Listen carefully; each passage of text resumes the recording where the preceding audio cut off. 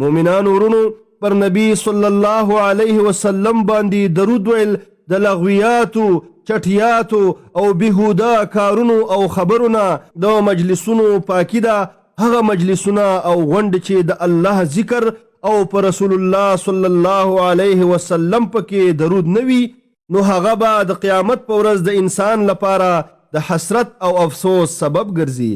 په سنن ترمذی کې حدیث دی، رسول الله صلی الله علیه وسلم فرمایي کوم قوم چې په یو مجلس کې کینی نه پکې د الله تعالی ذکر وکړي او نو پر خپل نبی صلی الله علیه وسلم باندې درود وایي نو دا به پر دوی باندې د افسوس او پښیمانتیا سبب ګرځي.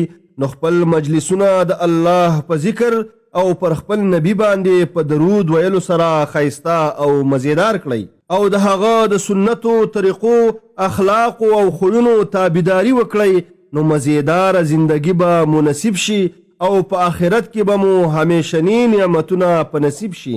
اعوذ بالله من الشیطان الرجیم.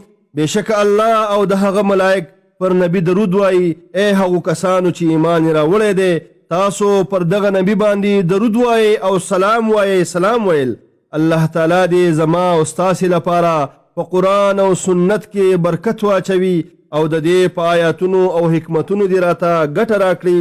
زه هم دا خبره کوم له الله نه د ځان او ستاسې لپاره د هرې ګناه بخنه غواړم.